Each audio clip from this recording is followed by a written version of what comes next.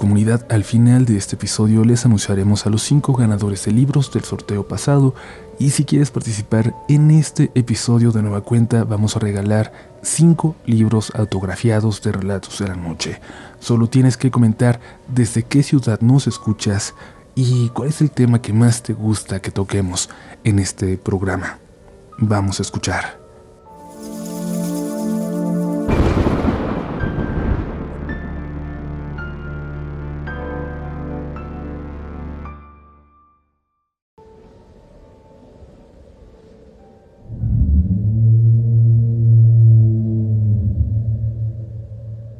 Muy buenas noches, espero que nos estés escuchando a gusto, tranquilo o tranquila, quizás camino al trabajo o a la escuela, quizás en casa mientras haces tus deberes, quizás en cama antes de ir a dormir. Y si ese es el caso, tal vez esta noche nada más no voy a pedirte que apagues la luz. Por favor, si escuchas un sonido, por más extraño que sea, que venga de debajo, no te asomes. Me interesa mucho que puedas escuchar el siguiente episodio de Relatos de la Noche.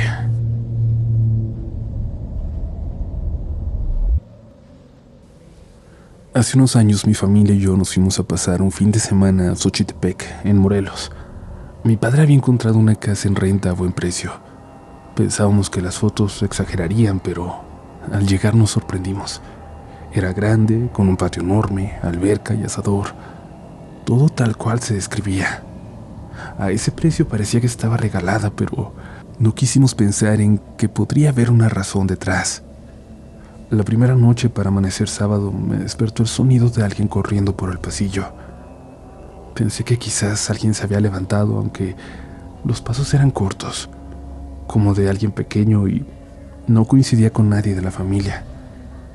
Lo hicieron una y otra vez, recorriendo aquel pasillo por completo sin parar. De todas formas me quedé dormido.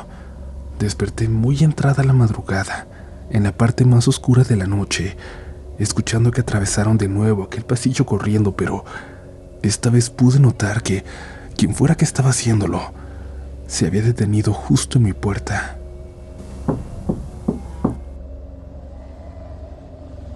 Cuando tocaron me di cuenta de que no era mi imaginación.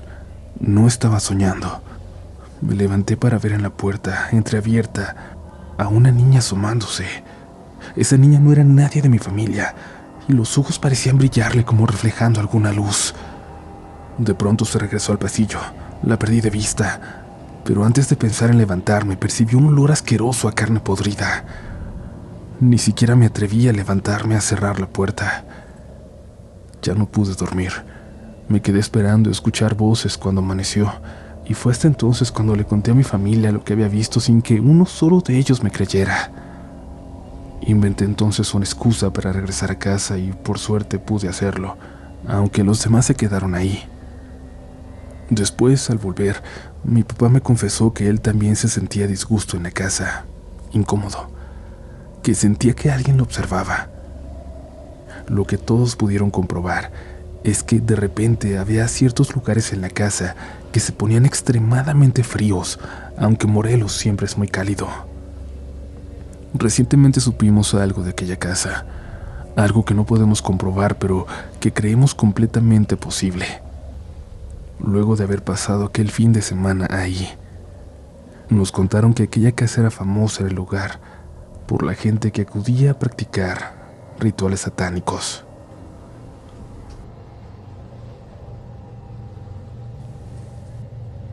Sería absurdo decir que todo esto comenzó con un sueño, aunque para mí fue así. Lo cierto es que, al parecer, venía desde mucho tiempo atrás. Si ustedes no creen en la brujería, bueno, déjenme decirles que hay una creencia generalizada de que si no crees no te afecta. Pero esperen por favor escuchar mi historia y tomen todas las advertencias con cuidado, con sumo cuidado. Mi familia y yo vivimos en un departamento desde que nací. Mis 2 hermanas se llevan 3 años entre ellas, pero a mí me llevan 10 y 7. Digamos que fui un extra inesperado, y a la pobre de mi hermana Giselle le tocó compartir su recámara conmigo. Melissa, la mayor, era la única que tenía una propia, y con más privacidad, ya que el departamento tenía una distribución extraña y ese cuarto parecía estar lejos de todo. Al entrar, en lugar de dirigirte al pasillo donde estaban nuestras habitaciones, tenías que ir a la sala, pasar el pequeño comedor, atravesar la cocina para llegar a una puerta que te llevaba a un pasillo de 3 metros a la intemperie. Así llegabas a aquella habitación. Lo único malo es que no tenía un baño entero, así que mi hermana tenía que levantarse todos los días al frío para ir a bañarse al baño que usábamos todos los demás. Supongo que no le importaba con tal de disfrutar de aquella independencia. Ella tenía 26 años cuando se fue a vivir con 2 de sus amigas, y por fin Giselle y yo tendríamos habitación propia. A ella le dejaron elegir, y prefirió quedarse en la que compartíamos. Y yo entonces me mudé a la habitación separada del resto del departamento. Pensaba que todo sería tranquilidad, silencio, pero estaba muy equivocada, pues cada noche, antes de dormir, escuchaba algo que parecía venir del departamento de abajo, como si tocaran el techo ligeramente.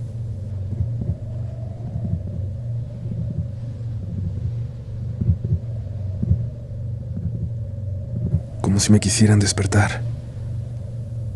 Recuerdo muy bien que le escribí en ese momento a Melissa. Le dije si también tenía un enamorado en el departamento de abajo, y es que mi hermana es sumamente atractiva. Es guapa, claro, muy guapa, pero hay algo en su personalidad que siempre ha provocado que tenga una fila de pretendientes, algunos al grado de ser hasta obsesivos, casi peligrosos. No me parecería raro que alguien que viviera debajo de nosotros estuviera obsesionado con ella también, y no se hubiese dado cuenta de que ella ya se había mudado. Con el paso de los minutos dejó de escuchar, o simplemente me quedé dormida y el sonido se fundió en mis sueños. Terminé soñando con él, con una mujer sonriendo debajo de la cama, sacando su cabeza, simplemente sonriendo. Yo me veía a mí misma acostada, desde arriba, y debajo de la cama asomaba esa mujer. El sueño no avanzaba a ninguna parte, no había nada más, simplemente estaba ahí, una y otra vez. No podía moverme, no podía despertar, abrir los ojos o cerrarlos. Simplemente me veía ahí, como si esa imagen estuviera grabada en mi mente. Desperté a las 6 de la mañana, sudando, cuando el sonido de un mensaje en mi celular me sacó de esa maldita pesadilla. Era mi hermana Melissa, diciéndome que no sabía a qué me refería, que ella nunca había escuchado algo así, como lo que yo había descrito en el mensaje. Me sentía muy débil, como si ese horrible sueño me hubiera estado drenando toda la noche. Apenas me pude levantar, se me doblaban las piernas, y mi familia, que se iba levantando para desayunar, se burló un poco de mí cuando les platiqué, pensando que era solo el miedo por dormir tan apartada de los demás. No encontré palabras para explicarles, para hacer que me creyeran, y mi mamá y mi hermana se fueron. Son las primeras en salir porque son las que van más lejos. Desayuné con mi papá en silencio. Le dije que se fuera, que pasarían por mí para ir a la escuela, pero lo cierto es que no tuve energía para hacerlo. Fui a mi antiguo cuarto y me acosté en la cama de mi hermana, donde por fin pude dormir. Me desperté 1 hora después, pero sintiéndome muy descansada, como si por fin hubiera podido dormir de verdad. Pero escuchaba aquel sonido de nuevo, a lo lejos, callado pero presente, constante, saliendo de la cocina, del piso de la cocina. ¿Qué diablos estaba pasando? ¿Quién estaba ahí abajo? Me acerqué. Era claro que venía del cuarto. Como si eso que estuviera en el departamento de abajo se moviera por todo el lugar, intentando llamar mi atención, regresarme a la habitación. Me paré en la puerta, y algo me empujaba a abrirla, a asomarme, ir y ponerme oído en el piso para intentar identificar el origen de aquel sonido incesante, pero una voz, una especie de voz dentro de mi cabeza, prácticamente me gritó que saliera de ahí, que me alejara, que estaba en peligro. Con las pocas fuerzas que me quedaban salí de la casa. Tomé un taxi a casa de mi tío Francisco. Él y su pareja, Braulio, son de las personas en quienes más confío, e incluso antes de explicarles la razón, Les pedí simplemente que me dejaran quedarme ahí con ellos un par de días, hasta el fin de semana. Aceptaron sin dudarlo, y mandé entonces un mensaje al grupo de mi familia. Y luego dormí mucho, y mi tío se imaginó que estaba pasando por algún dolor de amor, pero esa noche en la cena por fin pude explicarle. Con una sonrisa intentó calmarme, hacerme ver que podía ser simplemente que por primera vez en mi vida estaba durmiendo en otro lugar, sola, que era normal.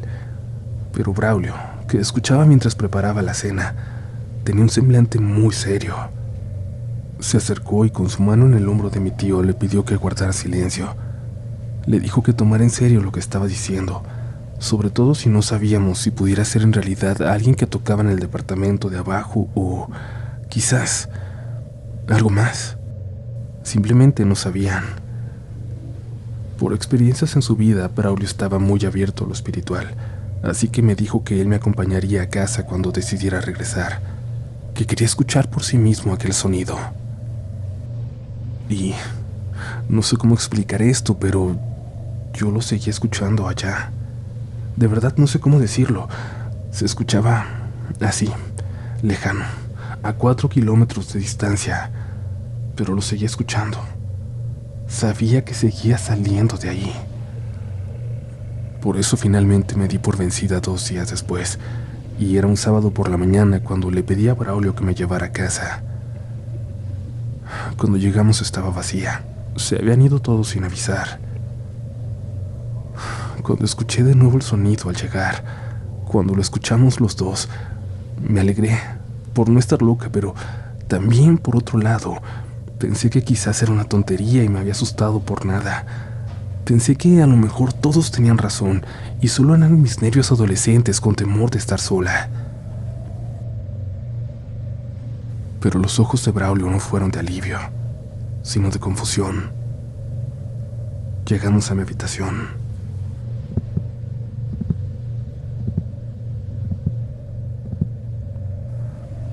Parecía que había algo debajo de la cama, no en el departamento de abajo. No se escuchaba como antes. Se escuchaba literalmente debajo de la cama. Cuando Braulio se acercaba le pedí que por favor no lo hiciera, que fuéramos por alguien más. No logré detenerlo. Se acercó a la cama, se hincó, levantó la sábana y miró debajo. Julie, por favor, háblale a tu tío Francisco y dile que sí, que se traiga a nuestra amiga para acá cuanto antes, por favor. Me dijo y no dejaba de ver allá abajo. Yo me salí al comedor a llamar a mi tío y a los pocos minutos salió Braulio. Pálido se dirigió a la cocina. Me preguntó si podía preparar café. Le respondí que sí. Esperamos y bebimos el café en silencio hasta que recibió una llamada de mi tío. Le decía que su amiga no estaba disponible y Braulio me pidió que me fuera de nuevo con ellos. Pero le dije que no, que tenía que estar en casa, que no podía irme de ahí por un estúpido sonido. No quiso decirme más, pero me dijo que tenía toda la razón del mundo en tener miedo, que no creía que fuera lo mejor que me quedara, pero que si en verdad quería hacerlo, durmiera en mi habitación anterior. Le prometí que sí lo haría. Tuve suerte de que mis papás y mi hermana llegaran pronto. Le dije a Giselle con pena si podía dormir con ella esa noche, y me dijo que no podíamos compartir una cama individual. Le dije que no me sentía a gusto en mi nueva habitación, que me daba miedo, que no me gustaba estar tan sola. Me dijo que ya sabía que no aguantaría estar lejos, y entonces aceptó. Me dijo que ella se iría para allá aquella noche, que no me preocupara. Lo único que pude decirle fue que, por favor, no importa lo que escuchara, no se asomara debajo de la cama. Esa noche me fui a dormir muy nerviosa, pero estaba tan cansada que me quedé tan profundamente dormida que a la mañana siguiente no me podían despertar. A Giselle no le pasó nada en la noche, no escuchó nada, durmió como si nada. Incluso me dijo que si seguía con miedo, ella se iba para allá definitivamente, pero Algo me hizo decirle que no. Esa voz en mi cabeza que me seguía indicando que algo no estaba bien, que estábamos en peligro, me hizo decirle que no. El martes de esa semana falté a la escuela para recibir a mi tío y a Braulio, que irían con su amiga. La verdad, yo estaba esperando a una señora, pero llegó junto a ellos una chica apenas un par de años mayor que yo, llena de tatuajes, con el cabello rojo brillante. La tranquilidad que me transmitió su mirada siempre la voy a recordar. Mi tío me llevó a un centro comercial ahí cerca, y ella y Braulio se quedaron en casa. Les pregunté por el nombre de la chica, pero me dijeron que no me lo podían decir. Después de un rato regresamos. Ellos ya nos esperaban afuera. Y luego manejamos lejos de casa, donde por fin la chica indicó que era suficiente. Ya habíamos salido de la ciudad. Había árboles a ambos lados de la carretera. Bajamos del carro para que me explicaran un poco de lo que habían encontrado. En una bolsa negra de plástico tenían lo que estaba debajo de la cama, en el piso, colocado dentro del piso de madera que habían tenido que romper y luego reparar. Les dejaron una muerta, dijo la chica. Creo que es para alejar a una mujer de alguien casado. Lo que les mandaron fue algo muy fuerte, para matar, incluso para algo peor. Discutimos un rato sobre quién pudo haber sido el objetivo. Creíamos muy difícil que se tratara de mi hermana, pero también era complicado pensar en los inquilinos anteriores. ¿Sería posible que aquello hubiera estado ahí, en pausa, durante 20 y tantos años, hasta que alguien sensible llegara a esa habitación? No importa si tú no crees en la brujería, mientras la brujería crea en ti, dijo la chica. Tus hermanas no sienten nada, no lo pueden ver, por eso han estado en paz. Pero tú la pudiste escuchar desde el primer día, y ella se dio cuenta. Nos la trajimos ya, y la vamos a alejar de tu casa. Tú no te preocupes, pero a ti no te caería nada mal seguir rezando. Rezar mucho todas las noches, a la forma de Dios en la que tú creas. Pero siempre, no lo dudes, siempre está ahí para cuidarnos, mientras te dejes cubrir por su manto. La chica se quedó ahí, en medio de la carretera, y caminó hacia los árboles. Braulio dijo que la dejáramos terminar, que estaría bien, y regresamos los tres a casa. Desde ese entonces no he vuelto a escuchar ese sonido. Duermo ahí, todas las noches. Estoy escribiendo esta historia desde la misma habitación. Pero eso sí, no guardo nada debajo de mi cama. Nunca me asomo hacia allá. Gracias por continuar por aquí. Recuerda que puedes encontrar mi libro de cuentos de terror que se llama también Relatos de la Noche en Amazon, en Gandhi, en El Péndulo, El Sótano, Sanborns, en cualquier librería en la que tengas confianza, por ahí estará. Si uno de tus propósitos para este año fue leer más, es una gran oportunidad para hacerlo. Te prometo que se lee muy fácil, que no vas a tardar y que no te vas a aburrir. Gracias a los que ya lo leyeron, no dejen de ponerle una reseña ahí donde lo hayan comprado. Síguenos en nuestras redes sociales que encontrarás en todos lados como RDLN Oficial y muéstranos por allá cómo estás escuchando este episodio de Relatos de la Noche. Continuamos con más. Todavía no llegas al final de esta edición. Hola comunidad, ¿cómo están? Ojalá que bien y que no se aburran con mi historia. Soy parte de ustedes desde hace un par de años. He sido protagonista de mis propios relatos de la noche, aunque no me he atrevido a compartirlos. Siento que es el momento de iniciar y es que realmente tengo muchos por contar. Sin embargo, escuchando el episodio de relatos acerca del bosque, recordé de inmediato una experiencia que viví junto a una exnovia, hace más o menos 3 años. Ella y yo éramos una pareja que siempre estaba planeando actividades y salidas. No nos podíamos quedar quietos. Desde cosas sencillas hasta actividades sumamente planeadas y específicas. A veces el plan salía en ese mismo rato, antes de hacerlo, y así fue como un sábado en que nos vimos para estar en casa sin nada definido. Le dije que por qué no nos íbamos al bosque con algunas frituras y un refresco. Que hiciéramos un picnic improvisado cerca de ahí. Había una parte del bosque que nos gustaba, que yo había conocido gracias a un amigo que se la pasaba por ahí. Tenía cerca un par de casas, suficientemente lejanas para que nadie nos viera, pero suficientemente cerca para sentir que no estábamos alejados de la civilización y pudiéramos ser víctimas de la delincuencia. Mi novia aceptó ir, y a las 3 de la tarde nos dirigíamos hacia allá. Yo nunca había escuchado nada raro sobre la zona. Iba muy tranquilo, y no me sobresalté cuando, interrumpiendo nuestra plática, mientras estábamos comiendo en una mantita, un señor apareció de la nada para saludarnos. «Buenas tardes, muchachos. No están haciendo nada malo, ¿verdad?», nos preguntó. «Para nada, señor.